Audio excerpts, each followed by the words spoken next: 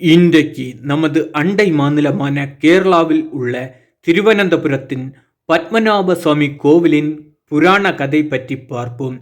இந்த பகுதியில் கோவில் கதை மற்றும் வரலாறு பார்ப்போம். அடுத்த பகுதியில் பொக்கிஷங்களை பற்றியும், அதற்கு அடுத்த பகுதியில் அமானுஷ்யங்கள் நிறைந்த நாகங்கள் காவல் இருக்கும் கதவு மற்றும் அறை பற்றியும் பார்ப்போம். இது மிகவும் புகழ்பெற்ற கோவில் ஆகும். இதற்கு திரு அனந்த பத்மநாப சுவாமி கோவில் என்பது இதன் மற்றொரு பெயராகும். மூலவ பகவான் மகாவிஷ்ணுவின் கோவில். இது திருவனந்தபுரம் கோட்டைக்குள் அமைந்துள்ளது.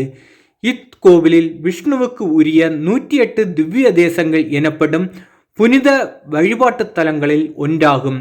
இக்கோவில் மூலநாதரான பத்மநாப சுவாமி மகாவிஷ்ணுவின் அவதாரமாக அனந்த சயனம் எனப்படும் யோக நித்ரையில் ஆழ்ந்திருக்கும் வண்ணம் பக்தர்களுக்கு காட்சி அளிக்கிறார். இது மிகவும் பழமையான கோவில். திருவனந்தபுர நகரம் இக்கோவிலின் பெயரை தழுவியே வந்தது, திரு அனந்தபுரம். திருவிதாங்கூர் அரசர்கள் காலத்தில் இக்கோவில் பெரும் புகழுடன் விளங்கியது. இக்கோவிலை பற்றி 3 விதமாக செவிவழி கதைகள் உண்டு. முதல் கதையாக பில்வமங்கலத்து சாமியார் என்பவர் நாராயணனுக்கு தினமும் பூஜை செய்து வந்தார். பூஜை நடக்கும் நேரங்களில் பகவான் ஒரு சிறுவனின் வடிவில் வந்து சாமியாருக்கு இடைஞ்சல் செய்வார். சாமியார் மீது ஏறி குதித்து விளையாடுவதும், பூஜைக்குரிய பொருட்களை நாசம் செய்வதும், பூஜை அறை மற்றும் பாத்திரங்களை எடுத்து வீசுவதும் குறும்பு கண்ணனின் வேலையாக இருந்தது. ஒரு நாள் கண்ணனின் அட்டகாசத்தை தாங்க முடியாமல் சாமியார் ஓங்கி அடித்து வெளியே தள்ளிவிட்டார் சிறுவனை. உடனே கோபமடைந்த கண்ணன் அவர் முன் தோன்றி, பக்திக்கும் துறவுக்கும் பொறுமை மிக அவசியம். அது உம்மிடம் உள்ளதா என சோதிக்கவே இவ்வாறு உம்மிடம் விளையாடினோம். ஆனால் நீங்கள் கோபமடைந்தீர்கள். எனவே நீர் என்னை காண வேண்டும் என்றால் அனந்தன் காற்றுக்கு வர வேண்டும் என்று கூறி அவ்விடத்திலிருந்து மறைந்து விட்டார். தன் தவறை உணர்ந்த முனிவர் அனந்தன் காடு எங்கு இருக்கிறது என்று 8 திக்கும் தேடி அலைந்தார். கண்டுபிடிக்க முடியவில்லை. நாட்கள் மாதங்கள் கடந்தது. ஒரு நாள் நடந்து களைத்து ஒரு மரத்தடியில் அமர்ந்தார். பக்கத்தில் ஒரு குடிசையில் கணவன் மனைவி இடையே சண்டை நடக்கவே, அப்போது கணவன் மிக கொடூரமான குரலில் மனைவியுடன், இனியும் சண்டை தொடர்ந்தால் உன்னை கொண்டு அனந்தன் காட்டில் வீசிவிடுவேன் என உரக்க கூறினார். இதை கேட்ட முனிவர் அந்த குடிசையின் கதவை தட்டி உள்ளே சென்று அனந்தன் காடு பற்றியும் அனந்தன் காடு எங்கு இருக்கிறது எனவும் கேட்டு தெரிந்து கொண்டார். பின்பு அவர்களுக்குள் சமாதானம் ஏற்படுத்தி ஆசி வழங்கி அவர்கள் சொன்ன திசைக்கு நடந்தார். அது மிகவும் அடர்ந்த செழுமையான காடாகவும் கல்லும் முள்ளும் மிகவும் கொடிய மிருகங்களும் வானளாவிய உயர்ந்த மரங்களும் இருந்தன. இருந்தாலும் பகவானை காணும் ஆவலில் காற்றுக்குள் இரவு பகலாக பகவானை காண நடந்தார். பகவானை கண்டடைந்தார். ஆனால் சின்ன பிள்ளை கண்ணனாக இல்லாமல் அனந்தன் என்ற பாம்பின் மேல் படுத்தவாறு காட்சியளித்தார். அவரது உருவம் மிகவும் பெரிதாக இருந்தது. இவ்வளவு பெரிய உருவமாக இருந்ததால் முனிவரால் தன் கண்ணால் முழுமையாக பார்க்க முடியவில்லை. அதேபோல் அவரை வலம் வரவும் முடியவில்லை. இதனால் மனமுருகி மண்டாடி முனிவரின் கையில் இருக்கும் தண்டத்தின் 3 மடங்கு அளவில் சுருங்கி காட்சி தருமாறு மன்றாடினார். உடனே விஷ்ணு அவர் வேண்டிக் கொண்டதற்கு இணங்கி காட்சியளித்தார். மேலும் தன்னை பார்க்க வரும் பக்தர்களுக்கு 3 வாசல் வழியாக வழிவகை செய்ய வேண்டும் என்றார். இன்றும் பக்தர்கள் இப்படித்தான் வணங்கி வருகிறார்கள்.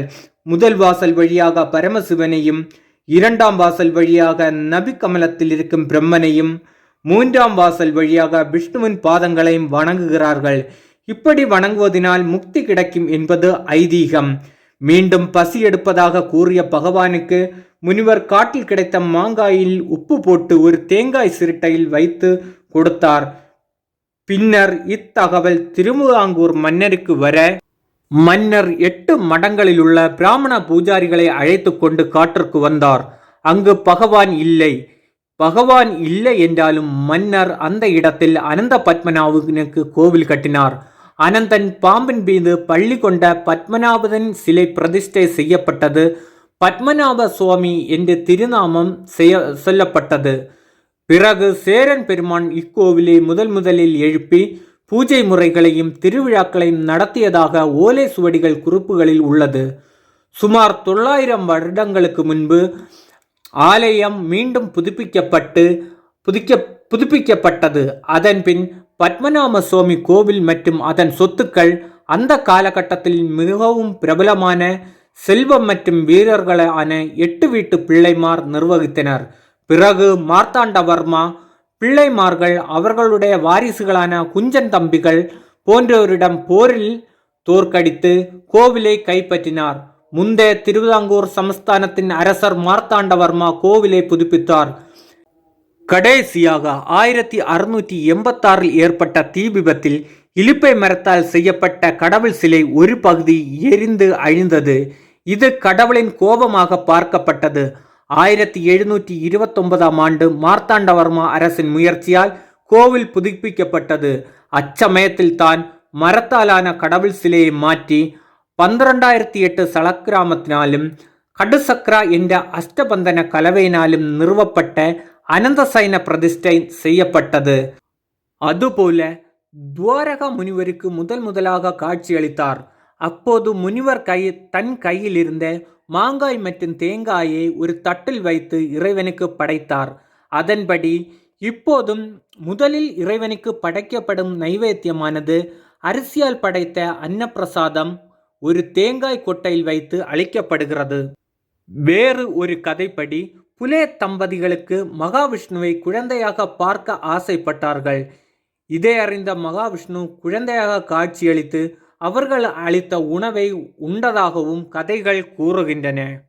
ஸ்ரீ பத்மநாப சுவாமி கோவில் அமைந்துள்ள இடமானது பரசுராமனின் க்ஷேத்திரம் எனப்படும் 7 க்ஷேத்திரங்களில் ஒன்றாக அறியப்படுகிறது. புராணங்கள் மற்றும் சகந்த புராணம் மற்றும் பத்ம புராணம் நூல்களில் இக்கோவிலை பற்றி குறிப்புகள் உள்ளன.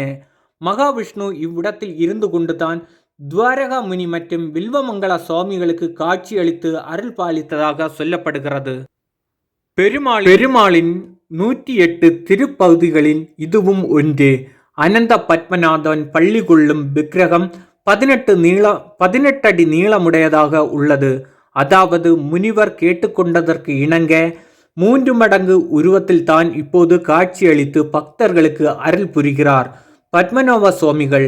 அடுத்த பகுதியில் யாரால் 6 அறைகளும் எதற்காக திறக்கப்பட்டது, எவ்வளவு பொக்கிஷம் உள்ளது என்பதை பார்ப்போம்.